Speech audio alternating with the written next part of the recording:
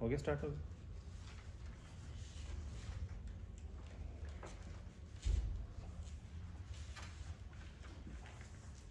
Sir yes जब हम में से कोई भी मुंसिफ बनेगा जो बेंच होगा, तो सर मुंसिफ लेवल पर आपके एक्सपीरियंस कॉन्ट्रैक्ट रिलेटेड किस तरह के मैटर्स आते हैं? To be honest, in traditional practice contract इतना यूज़ नहीं होता है, but yes in civil matters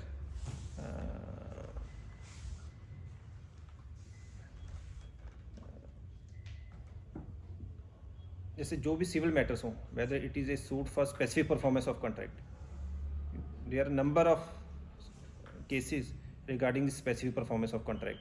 कोई एग्रीमेंट टू सेल होता है ज़मीनों का, if one of the parties does not perform, then the remedy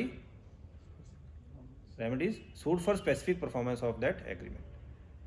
तो जब तक कि आपको कॉन्ट्रैक्ट ही नहीं पता होगा, एग्रीमेंट नहीं पता होगा, तो हाउ कैन यू डिसाइड और हाउ कैन यू जज whether that agreement can be performed or not?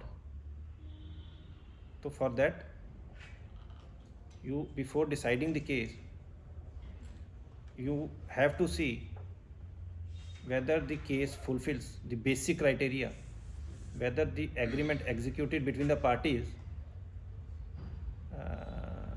were competent to make contract, whether the agreement is lawful, the consideration is lawful, free consent, ये सारी चीज़ें, and all you can only able to judge during the trial,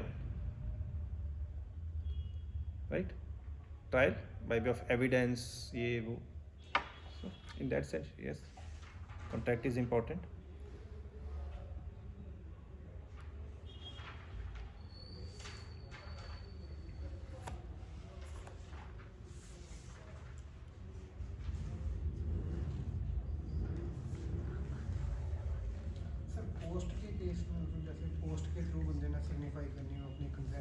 मैं उसी पे आ रहा हूँ। Let me complete first offer acceptance and consideration, उसके बाद जो आपके क्वेश्चंस होंगे will discuss that also, right? I hope उसके बाद आपके कोई क्वेश्चंस रहेंगे नहीं। Let me, this is offer you understand?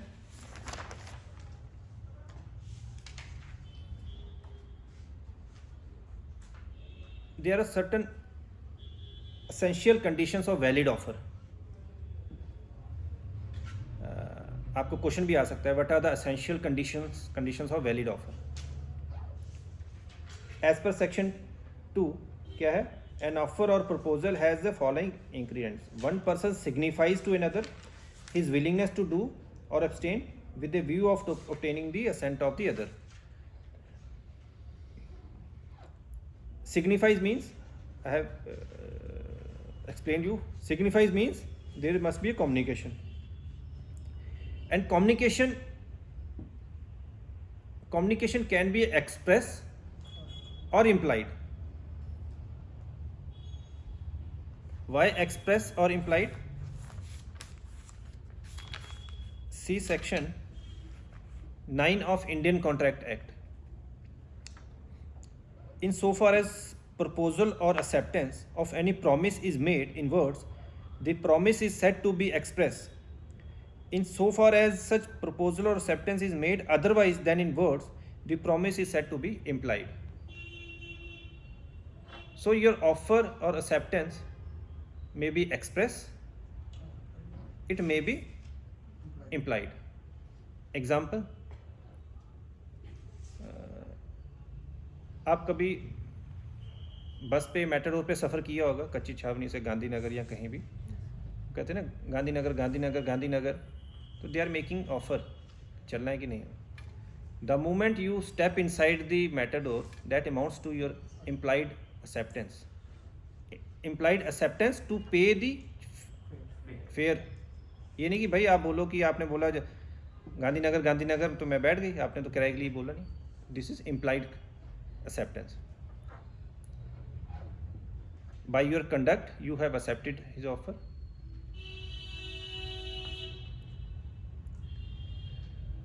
Invitation to offer, जैसे हम थोड़ा सा एक्सप्लेन करूँगा. जब हम किसी शोरूम में जाते हैं, they have displayed some items along with the price tag. That price tag, that display, they are not offering you that we are ready to sell this. They are not offering you. That is not an offer. That is invitation to offer. हम वहाँ से उठाते हैं, लेके जाते हैं counter पे, भाई मेरे को ये चाहिए. Then you are making an offer to purchase, and that is a discretion of the person whether to accept your offer. अब ये नहीं कह सकते कि भाई हमने ये पूरा सामान भर के टोकरी में डाल दिया. समटाइम्स इट हैपन्स ऑल्सो, है ना, ले लिया भाई, तो वो काउंटर पे जाके आप फोर्स नहीं कर सकते कि भाई हमें बेचो. उनकी डिस्क्रिप्शन है, वो बिल काटे या ना काटे. यू कैन नॉट एनफोर्स कि भाई आपने टैग लगाया था तो we are ready to purchase. Display of articles is an invitation to offer, and you are offering, it is a discretion of the person to accept or not to accept. ठीक.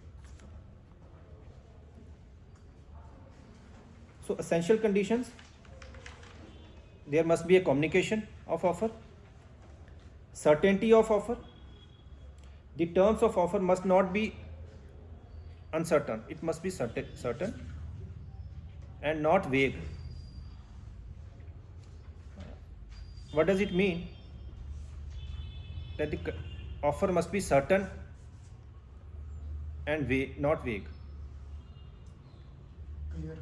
Clear होना चाहिए ताकि acceptance as it is हो. Let's suppose I offer you to sell my mobile for rupees 5-10 हज़ार का बेचने के लिए तैयार. So this is not certain. 5 का है, 10 का है. So that offer is not valid. There must be a certain that I am ready to sell this for rupees 10,000. General offer and invitation to offer. Now offer, you clear with the offer? Offer में कोई दिक्कत? Cross offer mean, let's suppose I am ready to sell this mobile for rupees 10,000 and you are ready to purchase for rupees 10,000. आपको भी पता है मैंने बेचना है, वो मैं भी बेचना चाह रहा हूँ, तो मैं अपनी ऑफ़र लिख के पोस्ट ऑफिस में डाल देता हूँ. Before that offer reaches you, आप भी एक लेटर लिखते हो कि सर आपका जो मोबाइल है, I am ready to purchase for rupees 10,000. You also put the same in to the post office. Before knowing my offer, आप भी वहाँ से कह रहे हो कि मैं 10,000 का खरीदने के लिए तैयार हूँ. Both are offers. When both crosses in the midway, this is called the cross offer. मेरी तरफ से भी ऑफर आ रही है. ये ज़रूरी नहीं है जैसे मैं मोबाइल बेच रहा हूँ तो मैं, आप भी ऑफर कर सकते हैं कि सर मैं आपका मोबाइल खरीदने के लिए तैयार हूँ. In that situation I would be the acceptor ना. Cross offer, for offer there must be offer. Cross offer में दोनों, बोथ, ये 2 ऑफर्स हैं, इसमें एक्सेप्टेंस तो कोई है ही नहीं.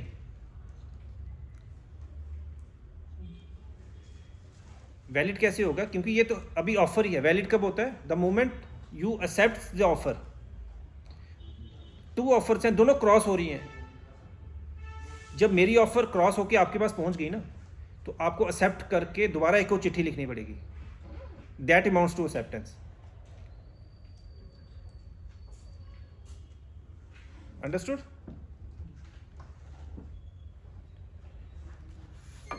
Now second important is the acceptance. When the person to whom the proposal is made signifies his assent thereto, the proposal is said to be accepted.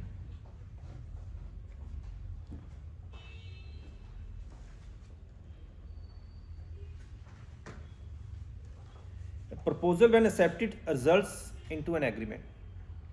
It is only after the offer or proposal is accepted can become a contract if there is a consideration that we'll discuss later.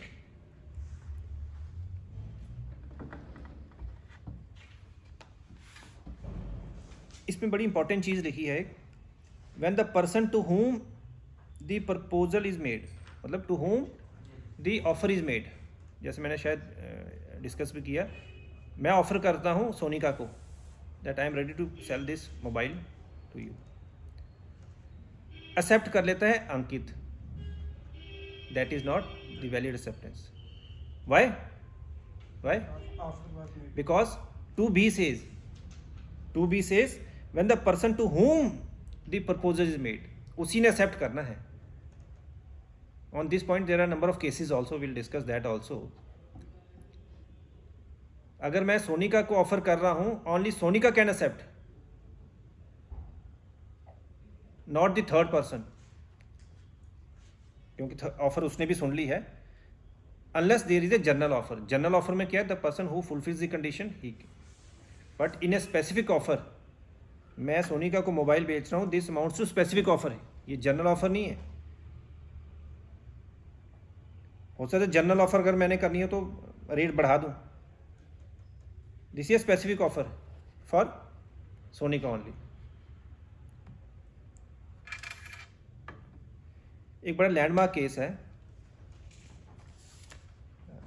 उसकी citation है felt house versus बेंडले, लिख लेना या mark कर लेना, Felthouse versus Bindley. Felthouse, हाँ, FELTHOUSE, Felthouse versus Bindley, BINDLE, spelling शायद ऊपर नीचे हो कहीं। हाँ, this is a case on this point only. Case क्या था? Uncle made an offer to his nephew. Nephew is having the क्या कहते हैं उसको, horse yard. Uncle made an offer to nephew that I am ready to purchase your black horse for rupees this. Right? So kindly do not sell to anybody. The moment that letter or offer reaches to the nephew, he reads that offer.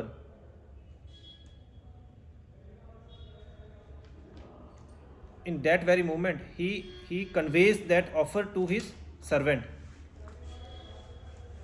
That, look, please don't sell this horse to anybody else because I want to give it to my uncle. Offer आती है किसको? नहीं, नेफ्यू को। नेफ्यू कहता है ठीक है भाई, मेरे अंकल ने पहली बार चीज़ मांग की है तो चलो मैं उन्हीं को दूंगा, और सर्वेंट को भी कम्युनिकेट कर देते हैं। But servant anyhow sells that horse to anybody, to the third person. Uncle filed a case so that there was an offer and he accepted, now it becomes a contract, so they are liable. Court held that no, neither the nephew or servant is held liable, because though there was an offer communicates also, but that is not a valid acceptance, because the acceptance must have communicated to the offerer, to the uncle. The acceptance communicate to the other person is not a valid acceptance. So, because when the person to whom the proposal is made signifies his assent thereto,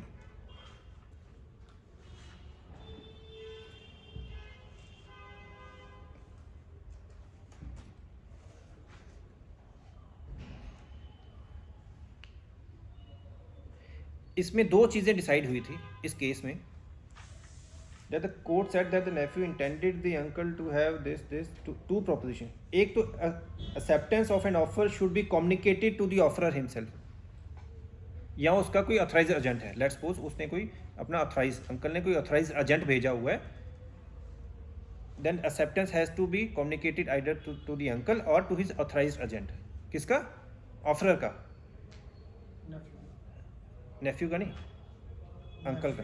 भी हमने accept कर लिया आपका, हाँ, नहीं बेचेंगे, ये चीज़ उनको कम्युनिकेट होनी चाहिए, एक चीज़। दूसरी चीज़ उसने, जैसे मैंने आपको बताया कि अंकल कहता है कि मैं I am ready to purchase this, So don't sell to anybody.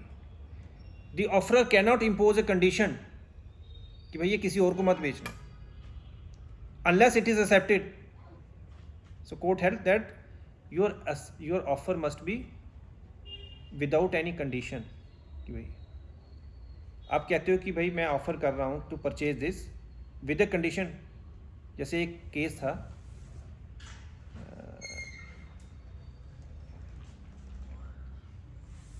I am offering to purchase this for such and such amount. If I did not get any reply from your side,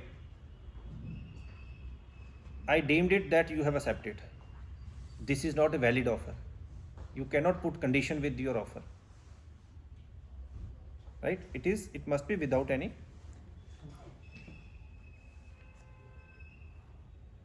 Now acceptance, section 7.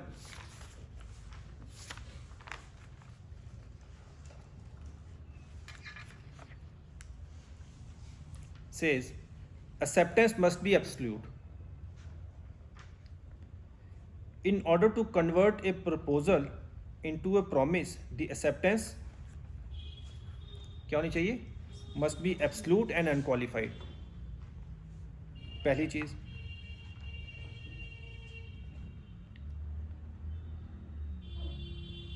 Absolute mean as it is, without any condition. Let's suppose I offer to Ranjit that I am ready to purchase. जैसे रंजीत कहता है कि sir मैं आपका mobile खरीदने के लिए तैयार हूँ. मैंने ऑफर किया था that I am ready to sell this for rupees 10,000. He said okay, I am ready to purchase the same, but only on a condition that you also purchase my book for rupees this much. That is not absolute acceptance. You are putting condition with your acceptance. That is not valid acceptance. So in that situation there is no contract. Right? ये कहता है कि आप मेरा book ले लो इतने में, तो मैंने बोला भाई I am not ready to purchase. फिर बाद में ये कहे कि भाई okay sir I am ready to purchase the mobile.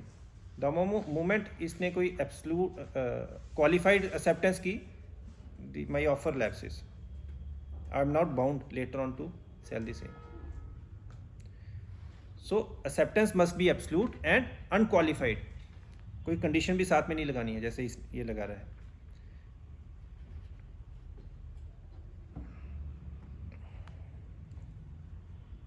Otherwise it would be a counter offer.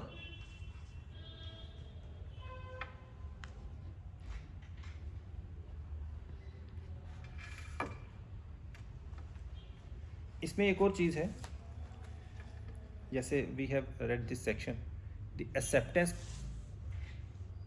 Bye the acceptor only and must be communicated by the acceptor to the. हाँ, जो हमने केस भी पढ़ लिया.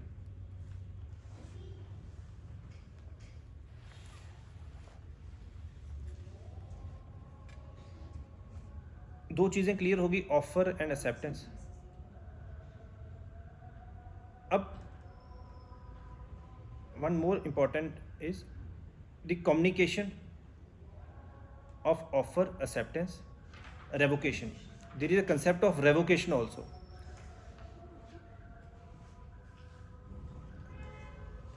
Why there is a concept of revocation? Because section 10 says an agreement must be with the free consent. Let's suppose मैं offer कर रहा हूँ इसको 10,000 का, ये एक्सेप्ट भी कर लेता है, चिट्ठी लिख देता है, डाल देता है. उसके बाद अंकित इसको कहता है यार वो तो मोबाइल ख़राब है सर का, या इतनी वर्थ है नहीं उसकी. तो he is having an option to revoke that acceptance by sending a letter of revocation to me that sir I have accepted your that but now I am revoking that. How it can be revoked and when it can be revoked? Law says मैंने offer किया, इसने accept किया. जब तक मेरी offer इसको communicate नहीं होती है एक्सेप्ट नहीं कर सकता. The moment it communicated to him, इसने एक्सेप्ट कर लिया, and put that acceptance into the post office. The moment he accepted और इसने पोस्ट ऑफिस में डाल दिया, लॉ कहता है कि कॉन्ट्रैक्ट वहीं बन गया, कॉन्ट्रैक्ट वहीं बन गया. बट इन इंडियन लॉ जैसे the moment he put that acceptance, acceptor के पास एक ऑप्शन है टू रिवोक. अदरवाइज कॉन्ट्रैक्ट तो वहीं बन गया, but the acceptor is having an option to revoke. अगर वो बाय, जैसे आपने एक्सेप्टेंस बाय नॉर्मल मोड डाली, तो by way of fast mode telegram से आप लिख सकते हो कि सर ऑफर को I am revoking my acceptance. If that revocation reaches first before the letter of acceptance, that amounts to revocation of. So in that situation there is no contract. तो sir अगर पहले acceptance पहुंच गई और revocation, both are bind. Revocation बाद में अगर पहुंचता है, बोथ आर बाइंड्स.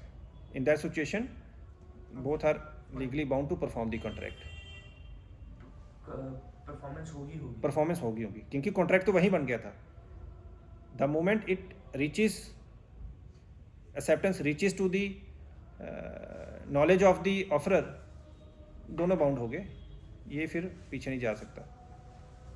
पीछे तभी जा सकते हैं अगर रेवोकेशन वाला पहले पहुंच गया और दोनों इकट्ठा पहुंच गए. There is a sometimes it happen कि दोनों साथ में पहुंचे. In that situation court says that the contract, the acceptance is revoked.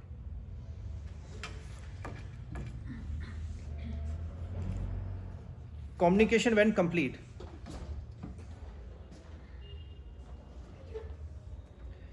Communication of proposal is complete when it comes to the knowledge. ये थोड़ा सा अंडरस्टैंड करना, उसके बाद पूरा कॉन्ट्रैक्ट समझने की जरूरत नहीं पड़ेगी. सर मेरा एक क्वेश्चन है वाले कॉन्सेप्ट में, आप एक्सेप्टेंस और रेवोकेशन में. You made an offer to Ranjit, he accepted his offer and also communicated to you. यस. मुझे example, but in the mean time ही ऑल्सो केम टू नो जो ऑब्जेक्ट था उसमें से उसमें कुछ नेचुरल डिमिनिश कुछ हुआ, एनीथिंग जो इसकी वैल्यू, ये आपने जो कहा था कि ये मोबाइल का एक एग्जांपल है, तो इसमें से ऑन इट्स ओन इसकी रैम कम हो गई फॉर सम टेक्निकल रीजन. तो आपने जो ऑफर किया था वो 256 रैम का था, अब वो कितनी होती है, 128 रहेगी. अब जब ये एक्सेप्ट इसने कर लिया हुआ है, कीपिंग इन माइंड कि वो 256 रैम है. अब नेचुरली वो कुछ फॉर सम टेक्निकल डिफॉल्ट 128 हो जाती है. Now he makes a letter of revocation, तो क्या वो रेवोकेशन वैलिड होगी? The moment his acceptance communicated to me, reaches to me. Sir आप मेरा क्वेश्चन, मैं क्वेश्चन समझ गया आपका. फिर किसी भी सिचुएशन में वो रिवोक नहीं हो सकता. The moment his acceptance reaches to me, we both are bound. He can only avoid his performance in certain conditions. If अगर ये कहे कि the sir has committed fraud with me, misrepresentation of fact, that my consent has not been obtained, my consent was not free, only in that situation the agreement can be declared as a void, otherwise no. rescission of contract इसमें apply वो अलग चीज़ है. rescission of contract तब होगा ना, that means पहले तो contract बन गया ना. the moment you accepted, we both are bound. अगर आप नहीं, इस सिचुएशन में आप अपनी लाइबिलिटी तभी अवॉइड कर सकते हो if you succeeded in proving that my consent has been obtained by way of fraud, undue influence और मिस्टेक व्हाटसोएवर. कि सर ने बोला था कि इसकी रैम है 264,